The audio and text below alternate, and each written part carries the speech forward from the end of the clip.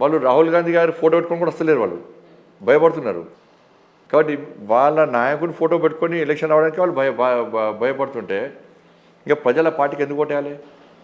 మేము ధైర్యంతో మాకు రామున్నాడు, రాముడు ఉంది, రాముడు యొక్క రామభక్తుడు నరేంద్ర మోడీ గారు ఉన్నారు, కాబట్టి మాకు ఓటేయండి అంటున్నాం. వాళ్ళు నా సోనియా గాంధీ గారి పేరు చెప్తలేరు, నా రాహుల్ గాంధీ గారి పేరు చెప్తలేరు. ఓటు ఏమంటారు? ఓటు ఎందుకెళ్ళి రాష్ట్రానికి సంబంధించిన ఎన్నికలు కానే కావు. ఒకప్పుడు ఉండే రాష్ట్రంలో ఏ పార్టీ అధికారం ఉంటే ఆ పార్టీకి. ప్రజల్లో కూడా చాలా మార్పు వచ్చింది. ఇవి ఢిల్లీ ఎన్నికలు, నేరుగా మోడీ ఎన్నికలు. క్లారిటీ చేయాలి. 2 సార్లు ఓటేసిన వాటికి మోడీ ఎన్నికలు వచ్చేసింది. సికింద్రాబాద్ మీద కిషన్ రెడ్డి గారికి అంత పట్టు లేదు. కిషన్ రెడ్డి గారిని సికింద్రాబాద్ నుంచి మీరు అలా టికెట్ ఇవ్వడం అనేది పెద్దగా ప్లస్ అవ్వకపోవచ్చేమో అనేది కొంతమంది మాట్లాడుతున్నారు. దీని మీద మీ అభిప్రాయం? కిషన్ రెడ్డి గారు వేరే పార్టీ నాయకులక ఆస్తులు సంపాదించుకోవడము, టైంపాస్ చేసి రెస్ట్ తీసుకోవడము, వ్యాపారాలు చేయడము చేయలే. సికింద్రాబాద్ నియోజకవర్గ ప్రజలకు అందరికీ తెలుసు, కార్యకర్తలకు తెలుసు. కేంద్ర మంత్రిగా ఉన్నప్పుడు చాలా బాధ్యతలు ఉంటాయండి. ప్లస్ అదే నరేంద్ర మోడీ గారి క్యాబినెట్లో ఉన్నప్పుడు ఒక్క నిమిషం రెస్ట్ ఉండదండి. ఇది సికింద్రాబాద్ ఓటర్స్ కానీ సికింద్రాబాద్ కార్యకర్తలు అర్థం చేసుకోవాలి. కిషన్ రెడ్డి గారు ఏం పని చేయకుండా రెస్ట్ తీసుకుంటే మీరు వ్యతిరేకించండి. ఇప్పుడు మీరు నమ్మరండి, నేనే వార్తను వచ్చిన ఫ్లైట్లో కలిసినాం. ఎప్పుడే వస్తున్నావా అంటే ఇప్పుడే వస్తున్నాను చెప్పి, మీరు ఇప్పుడే వస్తున్నా అంటే నాకు సికింద్రాబాద్ చాలా ఇంపార్టెంట్ ప్రోగ్రామ్ ఉంది అన్నారు. 2 సార్లు పోస్ట్ పడింది, చాలా ఇంపార్టెంట్ ప్రోగ్రామ్ పోతున్నా చెప్పన్నారు. మీరు నమ్మరు, ఇది అసలు బాగా ఫ్యాక్ట్ ఇది. హైదరాబాద్ ఎయిర్పోర్ట్లో దిగినాం, శంషాబాద్ ఎయిర్పోర్ట్ దిగినాక ఆ లాంజ్లో ఉన్నాం. లాంజ్లో ఏదో ఫోన్ వస్తే వారు మాట్లాడుతున్నారు, మళ్ళీ ఫోన్ వచ్చిందండి ప్రైమ్ మినిస్టర్ ఆఫీస్ నుంచి. Evening 5 o'clock cabinet meeting Delhi రావాలి. అప్పుడే వచ్చి ప్రోగ్రామ్ పోస్ట్ పడినాం. ఆ ప్రోగ్రామ్లో ఏమంటారు, ఏమండి కిషన్ రెడ్డి గారు 3 సార్లు తప్పించుకున్నారు, రారా అనుకుంటారు. ఇక్కడ పడే ఇబ్బంది కిషన్ రెడ్డి బడి చెప్పుకోలేరు.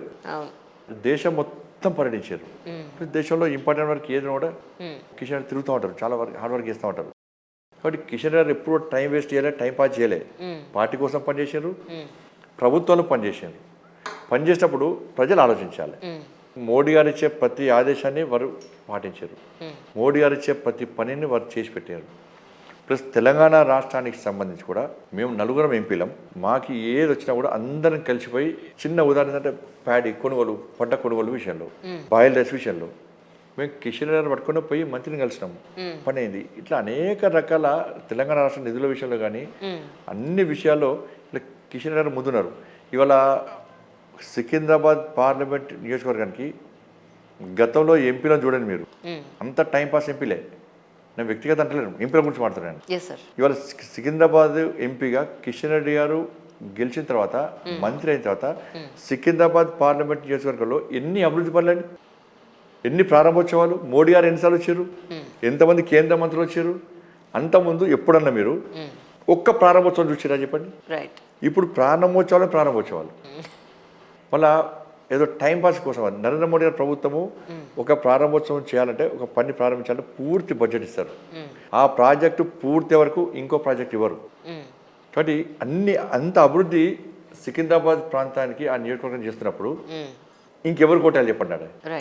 ఇంకో అభ్యర్థి పేరు చెప్పండి. అంటే బొద్దు రామ్మోహన్ గారు, ఆయన అక్కడ చాలా స్ట్రాంగ్ క్యాండిడేట్, ఆయన మీద ఈయన ఎలా విన్ అవుతారనేది ప్రశ్న అంతే. కిషన్ రెడ్డి గారు మీద నాకు తెలిసి వేరే అభ్యర్థి పోటీ చేయడం వృధా.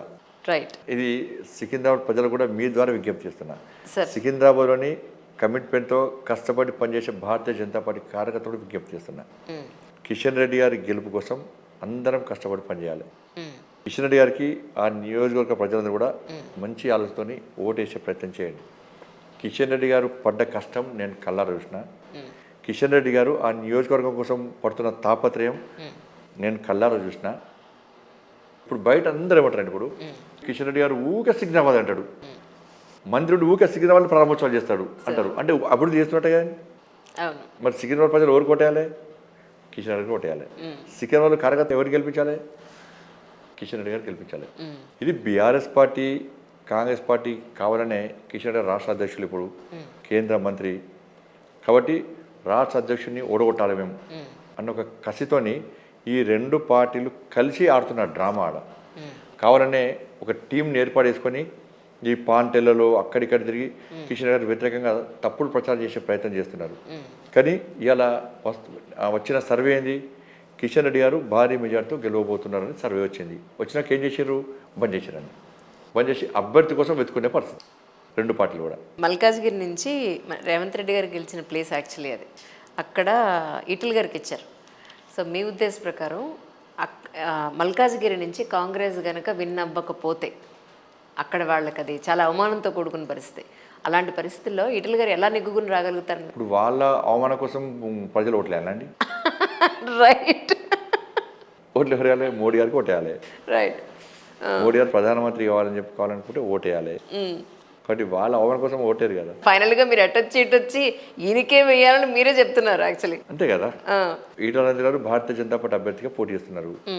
తెలంగాణ ప్రజలు ఏమనుకుంటున్నారు? నరేంద్ర మోడీ గారిని తిరిగి ప్రధానమంత్రి చేయాలనుకుంటున్నారు. తెలంగాణ రాష్ట్రానికి ఎక్కువ నిధులు కావాలనుకుంటున్నాం. ఎక్కువ నిధులు కావాలనుకుంటే తెలంగాణ రాష్ట్రంలో 17 పార్లమెంట్ స్థానాలు బీజేపీ గెలిపించాలని ప్రజలు అనుకుంటున్నారు. మేము అనుకుంటున్నాం. అభివృద్ధిలో ఇవాళ తెలంగాణ రాష్ట్రంలో కాంగ్రెస్ పార్టీ అధికారంలో ఉంది. దేశంలో బీజేపీ అధికారం రాబోతున్నది. కలిసినప్పుడు అసలు వాస్తవానికి కాంగ్రెస్ పార్టీ ఎమ్మెల్యేలు కూడా, కాంగ్రెస్ పార్టీ నాయకులు కూడా ఇలా భారతీయ జనతా పార్టీ ఎంపీలు గెలవాలని కోరుకోవాలి.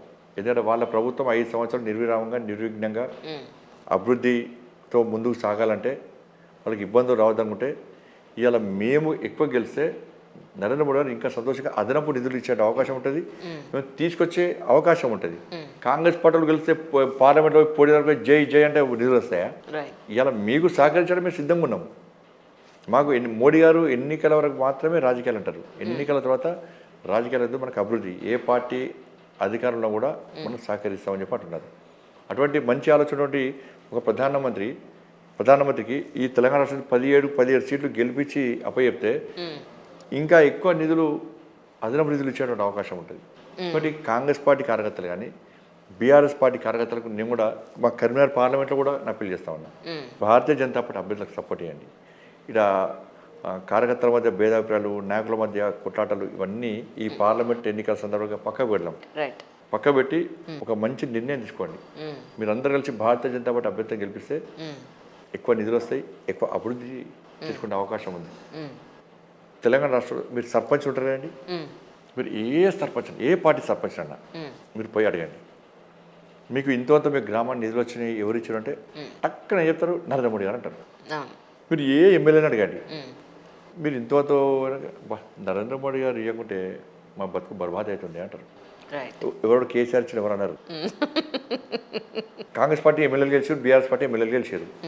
వాళ్ళు ప్రజల్లో తలెత్తుకొని తిరగాలంటే ఇక్కడ కాంగ్రెస్ పార్టీ ప్రభుత్వం ఏర్పడ్డది. ఈ కాంగ్రెస్ పార్టీ ప్రభుత్వాన్ని నిధులు రావాలి, మీ నియోజకవర్గం నిధులు రావాలంటే ఎవరు గెలవాలి? ఎంపీగా బీజేపీ అభ్యర్థులు గెలిస్తే నిధులు వస్తాయి మీకు. సర్పంచులు నెక్స్ట్ స్థానిక సంస్థల ఎన్నికలు రాబోతున్నాయి.